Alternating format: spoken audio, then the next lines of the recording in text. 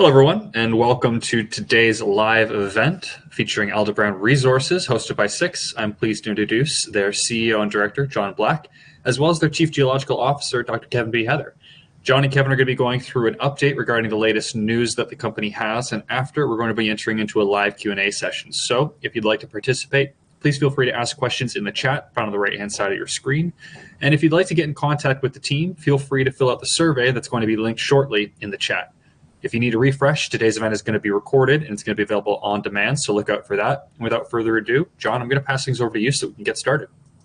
Great, Cam. And once again, we'd like to thank Six for providing this platform for us. I think it's quite useful for us to be able to get a little additional information out about drill holes when we put them out, beyond what can typically be put into a typical press release. So today, we've got 2 more holes as part of our continued efforts to drill the large new zone of mineralization we're encountering at Altar on approximately a 200-meter spacing. These are holes 227 and 228. Both of which have very encouraging results in. And with that, I'll turn it over to Kevin, who will go through the details of the drill holes and the importance of those. And as always, we'll be able to have questions and answers at the back end of the presentation as well. So thanks very much. And Kevin, it's all yours. Okay, yeah, thanks, John. And again, thanks to the team at Six for providing time, and also to all the people that have tuned in to listen to the webinar who will tune in on a replay. I think we've got some exciting results. Last week we put out some very exciting results, and we followed up that with some more very exciting results. The markets are a little bit sleepy and not much happening, so a lot of this I think is falling a little bit on deaf ears, but these results are significant, and I'll try to walk you through those here. Obviously, because we're trading on the Toronto Venture Exchange, I will probably be making some forward-looking statements. Again, for some of you that might be tuning in for the first time, we're located in northwestern Argentina in San Juan Province. San Juan Province recently was labeled the top jurisdiction in all of South America by the Fraser Institute for mining investment. We're located here in the southwestern portion of San Juan Province, very close to the border with Chile. We're located 25 kilometers north of the producing Las Palambres copper mine of Antofagasta Minerals. And we're also located about 25 kilometers north of El Pachon, Glencore, and then another maybe 50 kilometers south of McEwen Copper's Los Azules. So this is really elephant country. Again, just a reminder for those of you who have been following us, this is not new news, but we already have a substantial resource that we did in 2021. We've got close to almost 1.4 billion tons of mineralization in the measured and indicated, and then a little bit more in the inferred categories. And you can see here through this cross section, you can see the conceptual pit with the resource blocks. Resource is currently only reporting from the Altar Central and Altar East ore bodies. We do have additional resource over here that could be developed, but currently that's not in the resource that's stated above. But the main reason for showing this slide is that really this year's campaign has been focused on this very peculiar area in between Altar Central and Altar East. And you can see the pit has this kind of funny bump in the bottom because there's either not any drilling or very limited drilling, and drilling that's not very deep. And we saw that there were indications that there could be something going on in here. And so that's where we focused this year's campaign, as John mentioned, drilling on about roughly a 200-meter grid pattern to see what potentially we have in here. So where did we leave off last week when we presented some very exciting results from drill hole 225B, where we reported 950 plus meters of 0.6 copper equivalent. And that filled in a 400-meter gap from previously reported holes this year, hole 223 and 224, which also returned very significant long intercepts of mineralization. And so again, you can see we're focused on this area where there's a slight bump in the bottom of the conceptual pit. And this is the area that we're coining the Altar United area. So the significance of the results I'm going to go through today are typically captured in our quotes. And I don't want to read this verbatim, but I just want to point out a couple of things.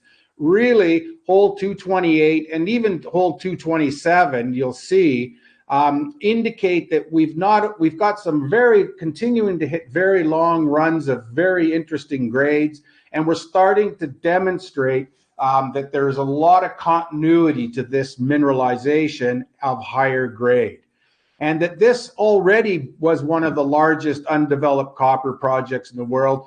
But with all of this new mineralization we're hitting in this recent program, this will grow substantially. And the other thing that's quite important, again, is that we are starting to demonstrate that this Altar United is real, and it potentially is quite large. And it will start, hopefully, to unify everything, Altar Central, Altar East, together into one large ore body. And the other thing that I think is important that I want to touch on today is that you'll notice that we've reported some very low-grade intervals. And the reason for doing so is that there are long runs of sort of 0.1 to 0.2 mineralization in unfavorable rhyolite host rocks that aren't sort of attention-grabbing grades. But from a mining perspective, these are grades that are above what would potentially be a break-even cutoff in a big open pit. And most big open pits, the break-even cutoff is about 0.1%. And so anything above that has a good chance that it will go to either the crusher or to a heap leach pad and not to a waste dump. And so this is really important because although this mineralized style of mineralization might not be eye-catching, it has potential huge value to the project in reducing the strip ratio because you're going to be moving ore and not waste. So where is drill hole 228? Well, here's our typical plan. Again, in white, you can see the conceptual pit outline from 2021. I've superimposed on here the large conductivity geophysical feature for reference in the black dashed line.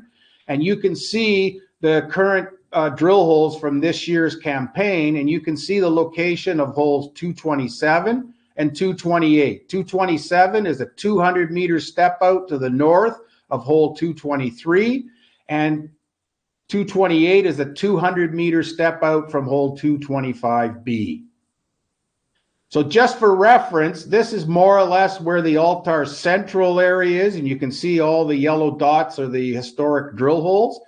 This is the Altar East ore body sitting over here. And so you can see that we're drilling, and you can see the pattern here. The holes are very widely spaced. This is quite a large area. It's roughly about 1 kilometer in length. And you can see that it's starting to unify potentially the two known centers of mineralization. Now I want to take you and look at a cross section, a north-south section, and we're going to look towards the east. So here's our north-south section. You can see the conceptual pit outline here in the gray line. You can see the previous hole that we reported last week, hole 225B, hit a very, very long, interesting intercept of decent grade. And then within that, immediately below the current pit shell, a very long run of very, very good mineralization at roughly 0.7% copper equivalent, dominated by copper.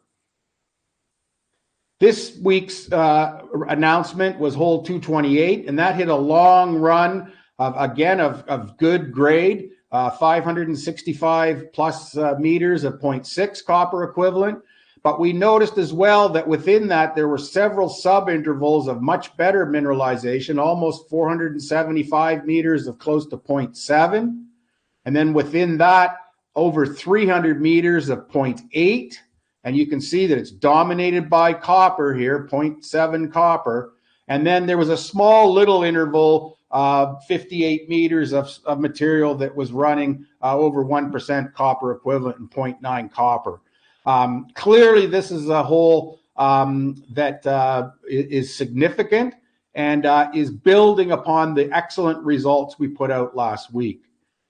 As I mentioned in the preamble talking about the low-grade material, I just want to show you where those low-grade intercepts are. You can see some of those are occurring within the pit shell. So we're potentially converting here waste material to material that will go to either a concentrator or potentially a heap leach pad.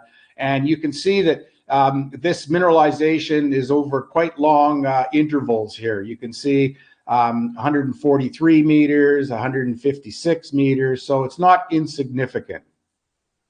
You can see this relative to the geophysical anomaly, and the reason I think this low-grade material is important is that there may be some people that may have the idea that that all of this geophysical anomaly is going to be ore-grade material. That's not the case. What that anomaly is telling us is that it's indicating that there is a conductive feature in the rock, which is going to be sulfides. And we know in a big porphyry system like this that the sulfides typically are chalcopyrite and bornite in the hotter or central parts of the system. And that grades out to the lower temperature parts of the systems, which are dominantly pyrite. And the geophysics cannot distinguish necessarily the difference between the two, and certainly can't distinguish the differences in grade. So although this anomaly is quite large, we're not, and I don't think we've ever said that this is all going to be mineralized with economic grades of copper. So this is the current block model in pit, and you can see all of these nice intercepts are completely below the current pit shell and also outside of the current resource. Just a quick run to show you some of the rocks. Those that have been following us know that I like to show a lot of rocks because I think the investors should understand what the mineralization looks like, why we're excited.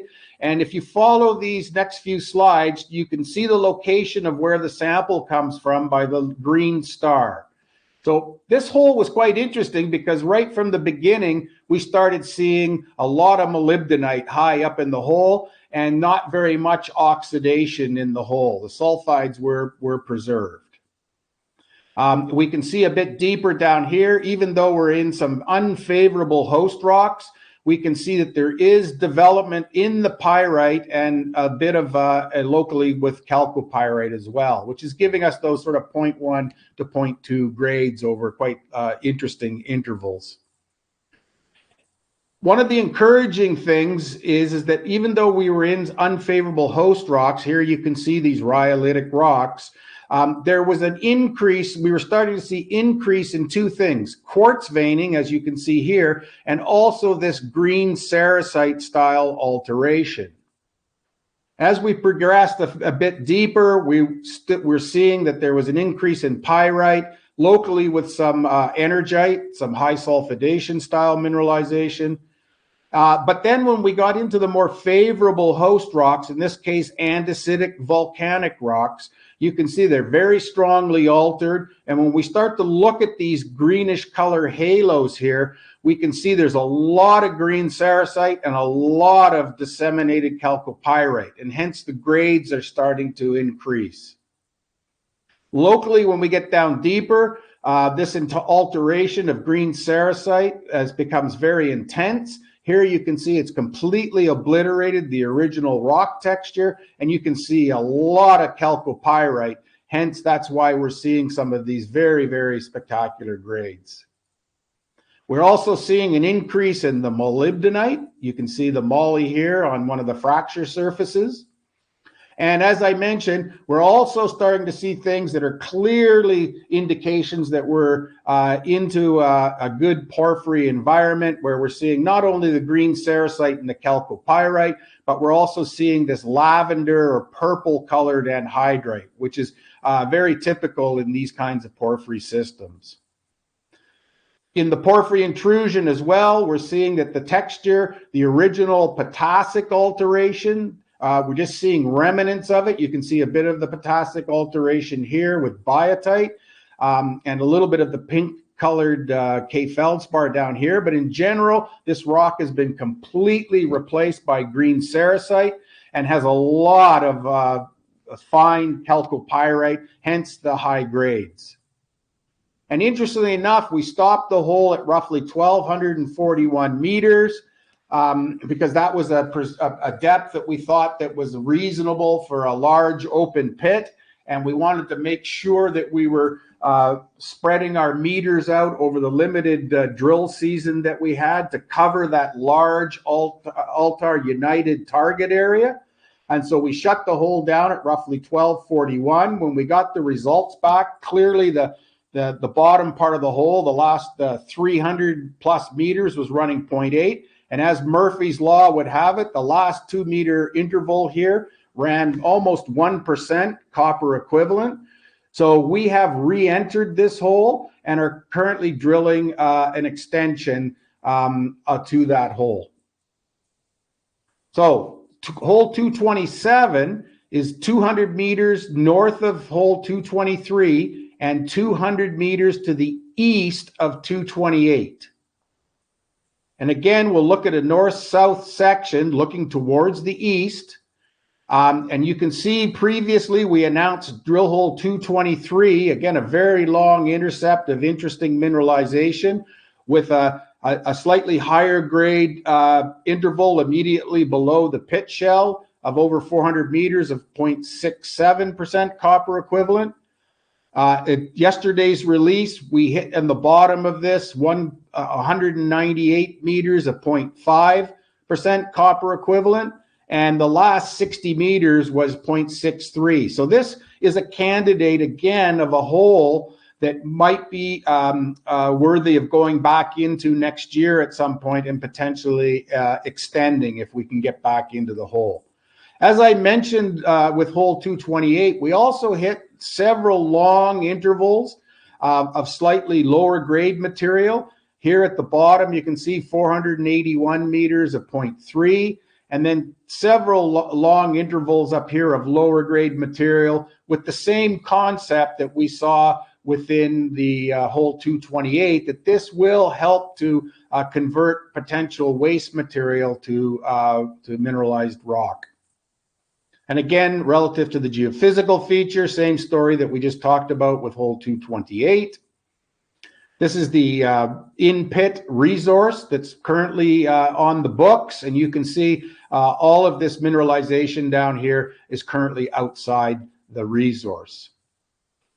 Just quickly to look at some of the rocks here, I don't want to belabor this, but up high again, very similar to what we saw in 228. We see some high sulfidation veins with energite and pyrite.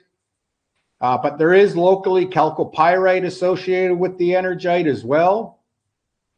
When we get down into the more andesitic rocks, we're starting to see, again, a lot of veining with fine chalcopyrite associated with this green sericite type alteration. Here you can see now we've moved into the intrusive rock, the diorite porphyry, and again, we can see this greenish coloration that's destroying the previous potassic alteration and secondary biotite. That's all this black material. And again, associated with a lot of fine chalcopyrite. As we go deeper, we're starting to see very good indications, a strong increase of chalcopyrite, even within the unfavorable host rocks. This is the rhyolitic host rocks. And we're also starting to see an increase in the quartz moly veining. And then when we get down into the intrusion, down in the bottom, sort of 200, 300 meters of the hole here, we can again see that same kind of association that we saw in 228, where we're seeing strong green sericite, chalcopyrite, and this lavender or pink colored anhydrite. And the bottom of the hole here again finished at about 1238. And again, in very strong mineralization. And this, again, like I mentioned, if we can get back in the hole next year, might be a candidate to extend. So I just want to kind of try to put all of this into a little bit of context for people. because I think there might be a little bit of confusion on what Altar United is and where it fits into the story. And typically we show long sections in the last few webinars and in some of our press releases that go from southwest to northeast. And just to put into context, this again is the Altar Central ore body. This is the Altar East ore body. And really where Altar United is, and this is very cartoony and we still have not defined the limits of this, but this is roughly where it fits in. And so you can see it's clearly of a scale and size here that is on par with the existing known mineralized centers. And you can see why it looks like it could be unifying everything. And as I mentioned, the typical long section that we show is coming down through here where we can see Altar Central and then Altar United, and it kind of goes just to the north of Altar East. And this is that section that we typically show with the geophysical anomaly. And we've gone through this before, but we can see the significant gaps between Altar Central mineralization and the Altar United mineralization shown here that still needs to be drilled probably next campaign. But what I really want to show you is a different perspective here, because I think it'll put hole 227 and 228 into perspective with what's going on here at Altar United. And so what I'd like to do now is just show you another long section, this one northwest to southeast. And here we're going to see right through the heart of the Altar East ore body, right up through what we think is a structural trend controlling a lot of the higher grade mineralization here in Altar United. And we're going to go off the north end of Altar Central. So we will not see the Altar Central ore body directly on this long section, but it opens up the possibility that there could be mineralization up here. And I'll show you that here in a second. So here's our view. We're looking towards the northeast. There's our conceptual pit shell from 2021. Here you can see the in-pit resource, and you can see this higher grade core area here to the Altar East ore body. You can see the northern part of the Altar Central ore body, not very deep drilling here, but still mineralized. And you can see how the pit is really not pulling very deep here because there's just no drilling.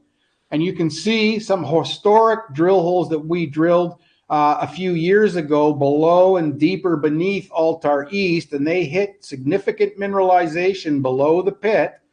And you can see that there's roughly about a 400-meter gap from that drilling in Altar East to the current Altar Central, Altar United drilling here. So you can see holes 223, 224, 225B, and then you can see where hole 227 and 228 are located. And then the hole that we drilled last year, 221.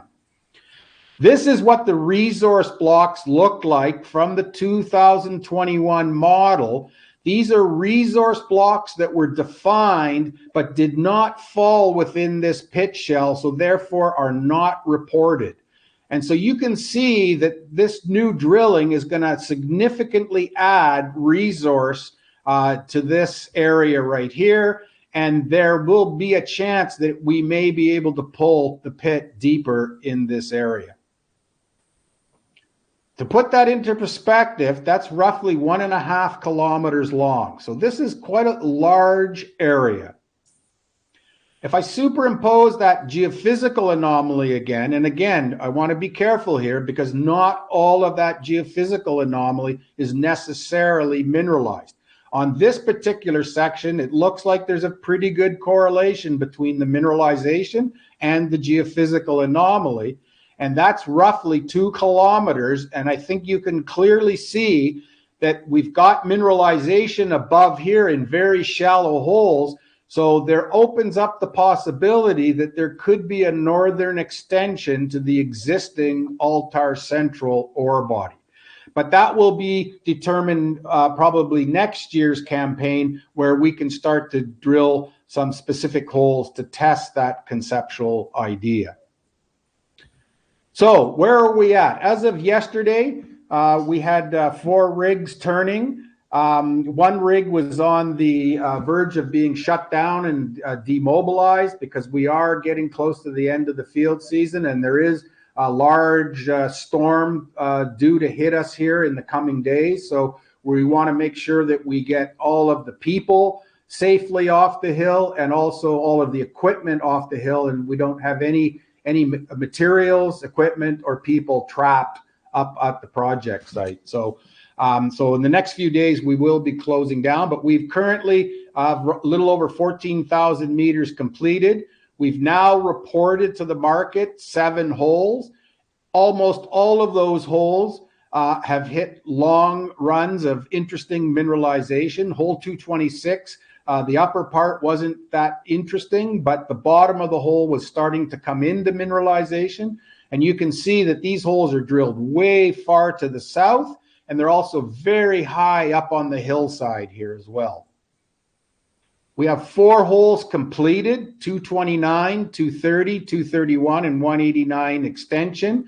The assays are pending on those. Again, these are long holes, so it does take a while to get all the assays in from the bottoms of the holes and then do the QA/QC, but I suspect that we will be reporting these in shortly in due course.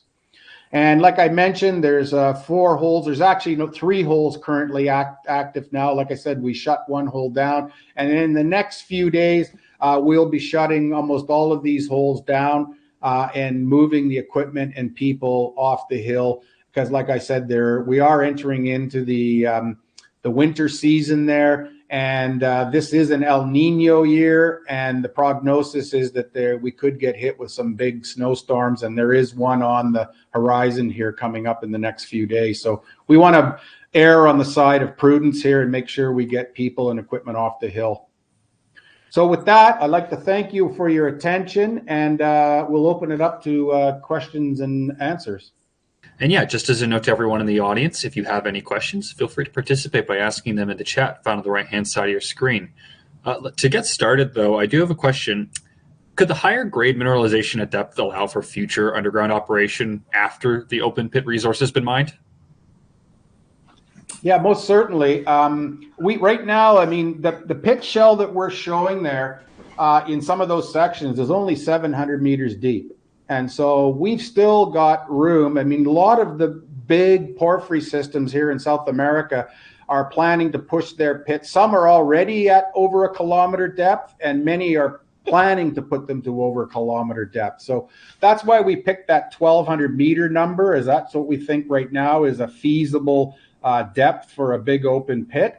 But clearly mineralization continues deeper than that. So we think that with the current configuration and the mineralization, we can probably still capture a lot of extra mineralization within a big pit. Remains to be seen. We haven't completed all the drilling. We don't have all the assays. We haven't floated the pits, but it's conceivable that a lot of that mineralization could fall within a pit shell. And then obviously the grades we're starting to hit in this area are potentially conducive to later underground mining of the extensions of that mineralization.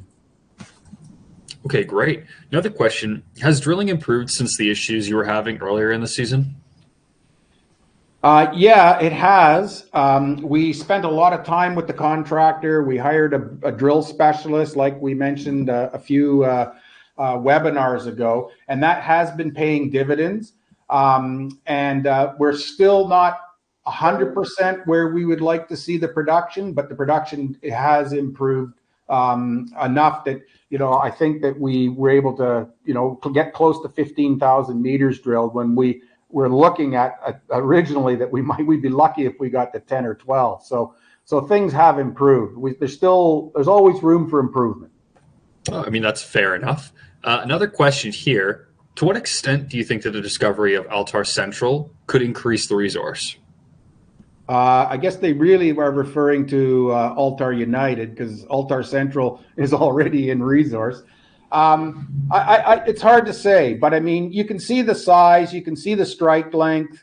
I don't want to get too far out there, but it's going to be. I think it's going to be significant, and whether we've got enough drilling based on this year's campaign to actually provide an interim update to the resource remains to be seen.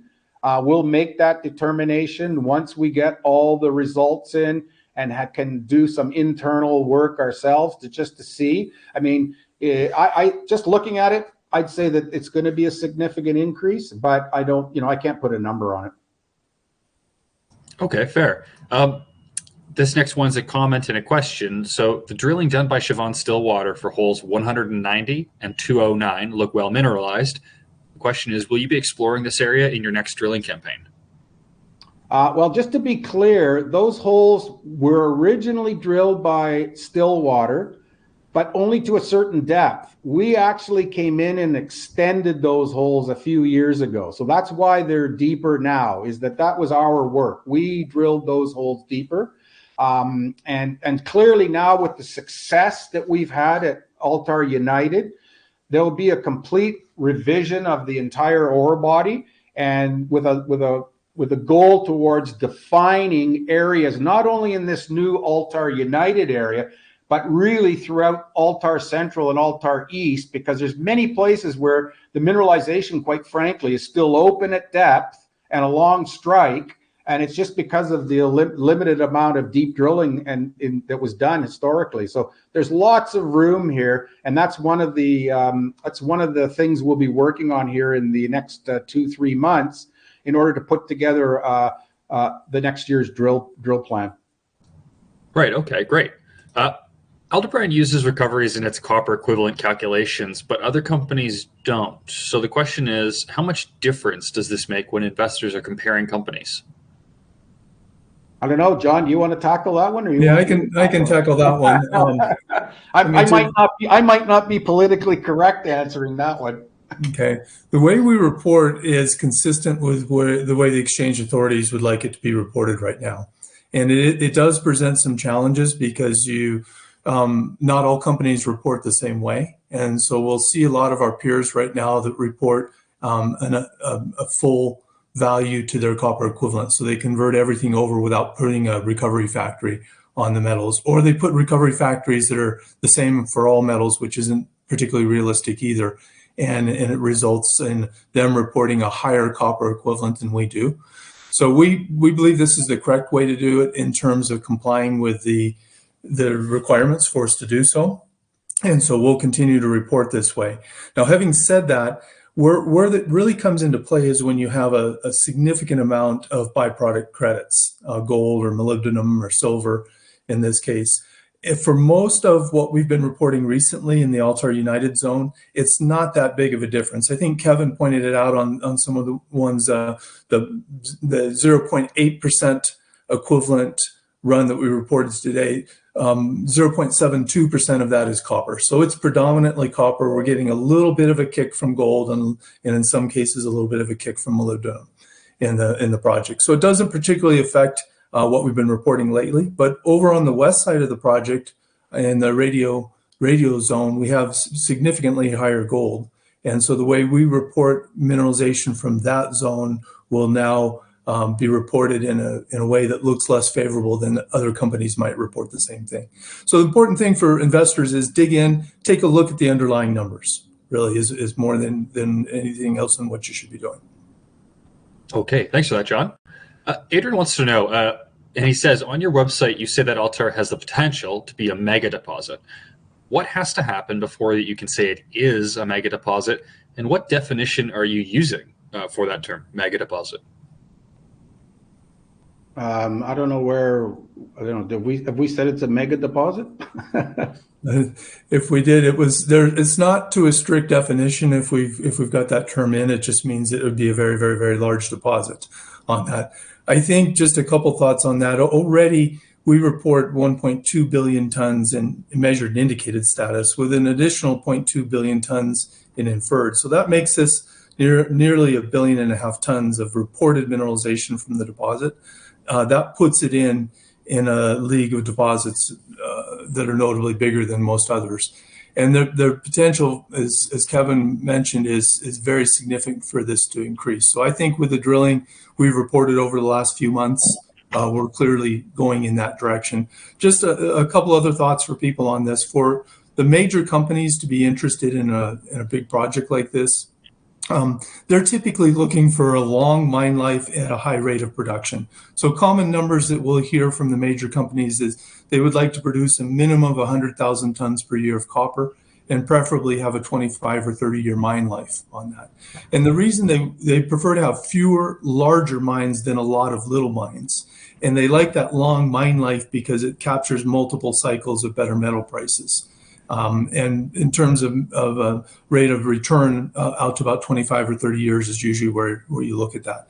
So they look for those type of projects, and if they can see it has potential to be a 40 or 50-year mine, even better on it going forward. So you need to be in that billion-ton plus range to really be of interest to a group like this, or more than 5 million tons of contained copper, which is a little over 10 billion pounds of contained copper. We're already there. We're already the size of a project that the biggest copper companies would be interested in, are interested in, frankly. And now we have potential for it to go even larger than that. So we're, I don't know that there's an official definition of mega, but I would think we qualify by now. Okay, fair enough. Gonzo wants to know, and this is regarding the mineralization at Altar United. Is it always related to the green sericite alteration, or are there some mineralization also related to the potassic alteration? Yeah, it's a good question. And I think I kind of alluded to it in the last webinar we did last week, and I may not have specifically mentioned it this week, but yes, there is good mineralization associated with the potassic alteration.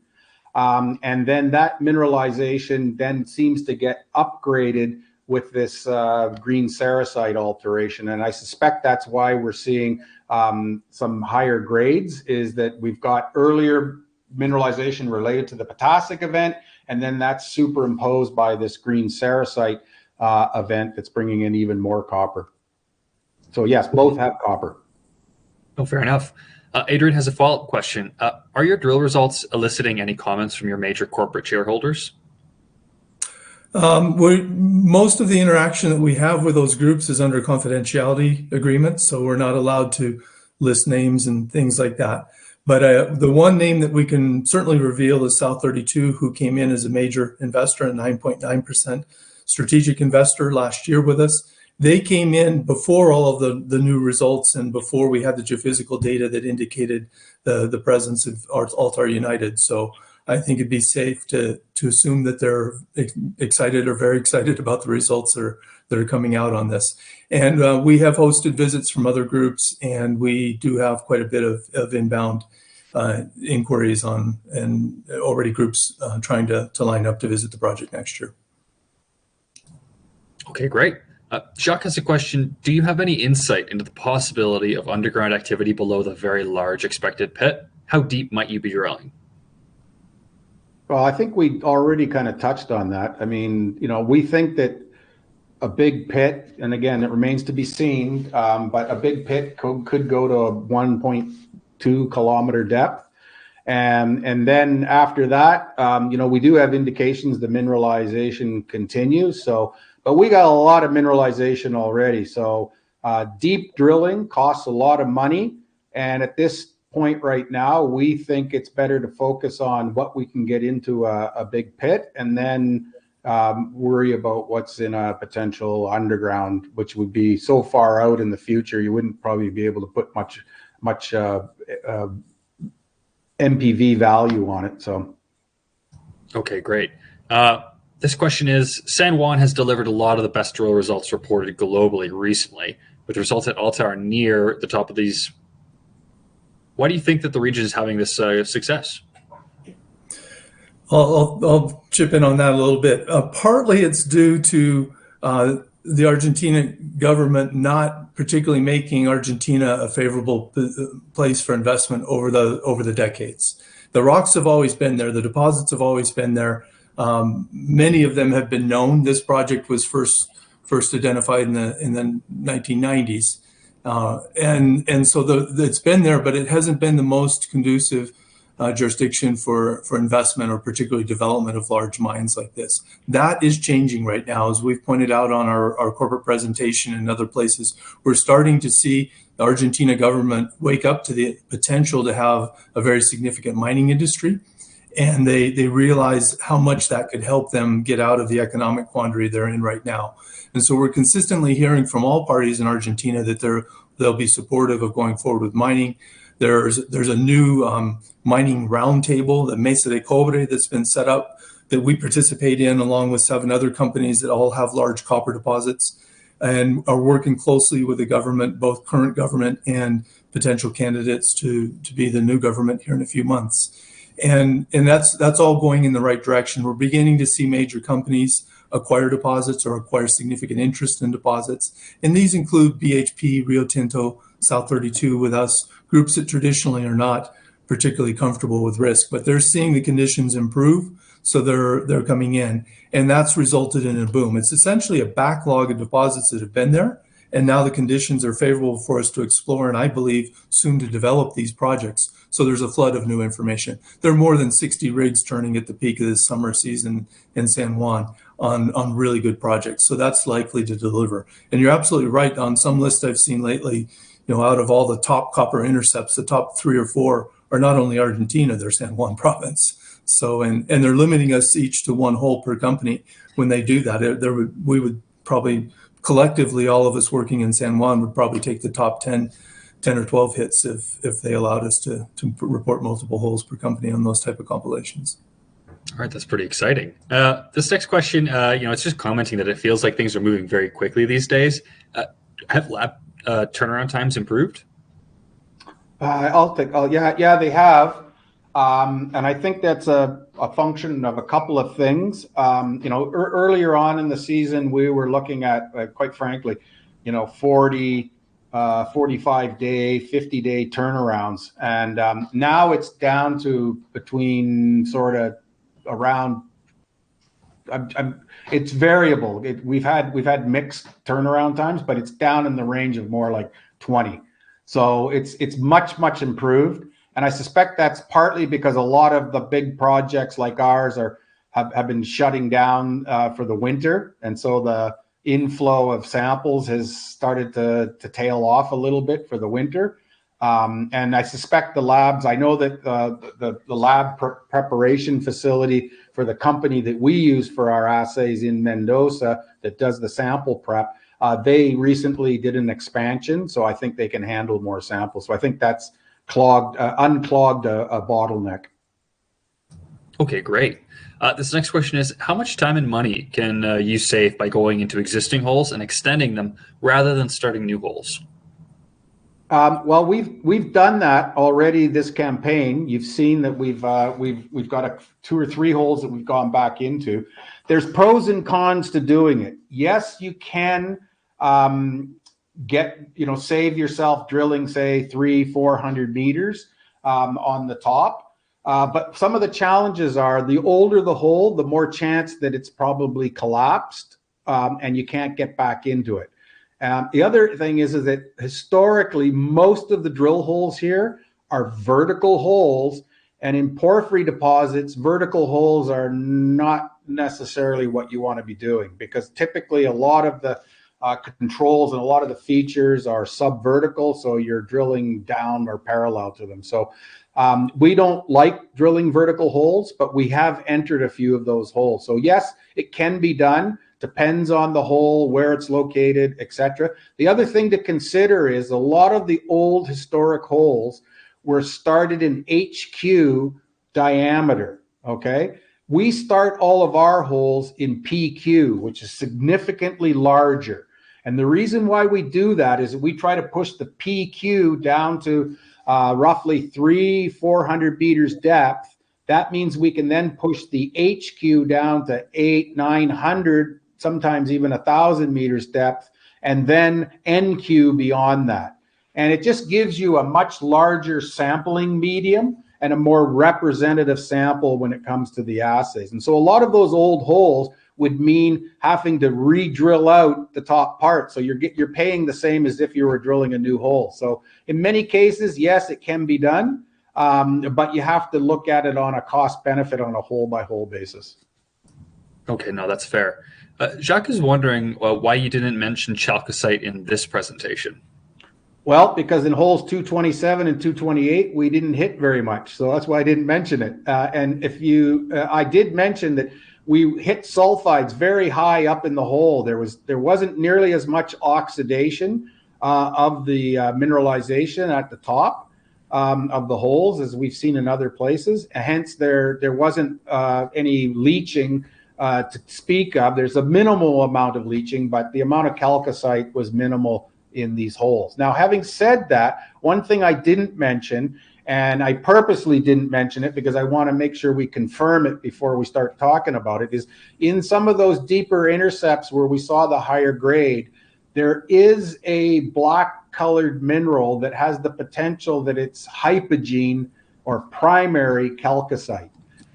It's not a lot of it, but it is there, and we want to confirm that with some further study before we start trumpeting that we've got chalcocite. Okay, great. Peter wants to know, besides the usual suspects, the giant mining and base metals miners and copper producers, are there any new entrants looking at Argentinian projects like yours? Well, the one that everybody should know about is Stellantis, which is one of the world's largest automaker or auto parts makers. And for those of you that don't know Stellantis owns a number of names that you would recognize, Maserati and Fiat and Jeep and quite a collection of different automakers around the world. And they produce a lot of auto parts as well. So I've seen them listed as sort of top 4 automaker in the world. They've recently made a very significant investment into McEwen Mining and the Los Azules project just to the north of us in exchange for having an offtake agreement. So they're looking to invest funds that they have in Argentina into Argentina projects. And in exchange, they're also looking to have a secure source of metal. So we've seen groups related to either the production of batteries or autos, big consumers of copper, start to enter into the battery business, mostly from the lithium approach on it. But we're hearing more and more talk about large battery companies, large automakers, perhaps other industries, getting involved more directly in securing a supply chain for their metals. We think that's great. It brings in more competition into the market. They won't be companies that mine themselves. They will always have to probably tag in with a major miner for that, but it could provide a good source of funding for us in the mining space. To me, it's very reminiscent of when the oil companies all decided they wanted to be metal miners in the 1980s. And we tend to view that new entries into this are driven by different economic parameters and tend to be a little more generous in their investment attitude. So we like to have more groups like that in. Okay, thank you for that, John. This next question from Jorge is, if you expect to reach the threshold to consolidate 80% of the deposit in the next campaign? It's conceivable. It's conceivable we could. We're still just beginning to formulate what the campaign will look like next year. But there's clearly a lot of drilling that's necessary for us to get to that point. Certainly within 2 campaigns, but I think we'll probably see ourselves hit a pretty significant amount of it next year.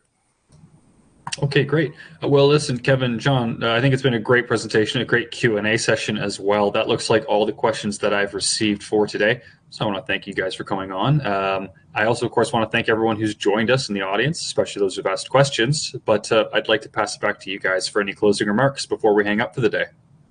Okay, well, great. Well, once again, thanks to Six for this forum. And I really do enjoy getting the questions in this manner. It's a good forum for us to respond in a manner that everybody gets to hear how we answer the questions on that. If we didn't get to your questions, please reach out in the various means that you can contact us, and we'll provide as much information as we can to you. And just stay tuned. Even though we're wrapping up the season right now, and as Kevin mentioned, the focus for the next week or two will be making sure we get all our people safely off the hill, all the equipment safely located and locked down and ready to get going at it pretty quickly next year. We still will have a lot of news flow coming out. So we anticipate several more news releases before we report all of the remaining drill holes from this campaign. And by the time those are done, we'll be in a position to start talking about what next campaign looks like. So stay tuned. There's a lot more to come on this story. Yeah, I'd just like to thank everybody for tuning in. I think this deposit's shaping up to be something special.